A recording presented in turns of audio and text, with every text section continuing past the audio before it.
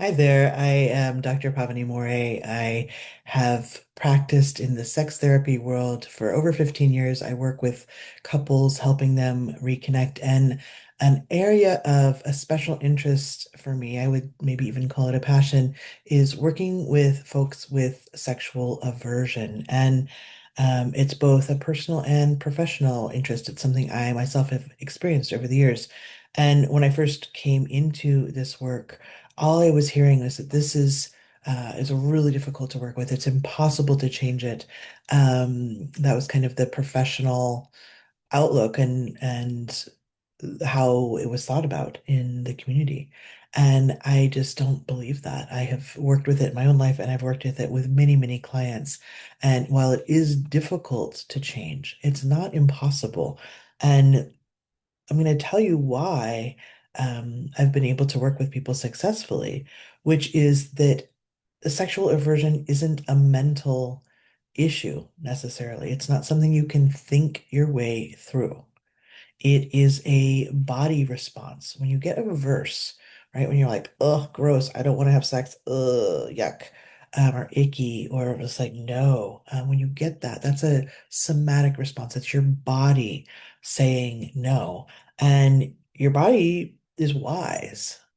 Your body has a lot of wisdom that it can share with you. And so when we work with aversion at the body level, instead of in your head, instead of just talking about it, or, many of my clients have sexual trauma and they could understand their trauma and they could understand why they were averse and they could talk to me about it, but it wasn't shifting because they weren't working at a body level. And the biggest counterintuitive advice that I have about aversion is go into it, go towards it instead of trying to get out of it, instead of trying to make it go away or feel or heal yourself or fix yourself, right? To move towards it, to be like, okay, body, I hear you. You're saying no. Well, what happens if I honor that no? What happens if I stop with the internal pressure? Right? And sometimes pressure is coming externally from partners who want to have sex. And sometimes, and more frequently, it's coming internally. It's coming from within. I should have sex. And I don't know about you, but anytime I feel like I should do something, I don't want to do it, right? And so that wise response of I don't want to bears listening to.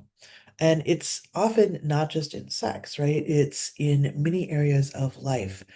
You're pushing through your boundaries, you're pushing through your no. And so in sex, your body is like, nope, I am the boss here. I am not gonna, you can't make me, right? And so, how do you start to befriend your body? How do you start to work with your no and trust that it means something? And what I found is that as clients build that self trust of listening to their body, listening to their no, actually, they often find, oh, wait a minute, actually, I do want sex, but I want sex on my own terms. I want to have it the way I want it. I don't want to push through. I'm not going to push through anymore. Um, and relationally, this can have a big impact, right? Like you're either not having sex because you have the aversion, or you're not having sex because you're listening to your body, and it can have a lot of relational impact. And uh, what really works for folks is I work with this as a couples issue actually.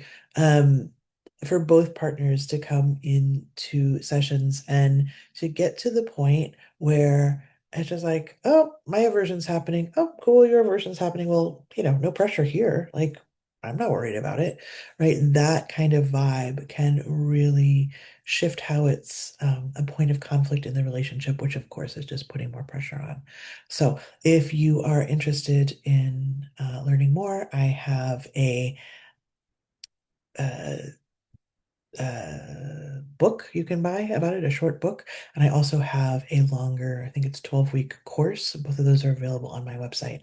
And of course, I would love to speak with you personally and see if I might be able to help you work through this really painful and challenging issue. And there is hope.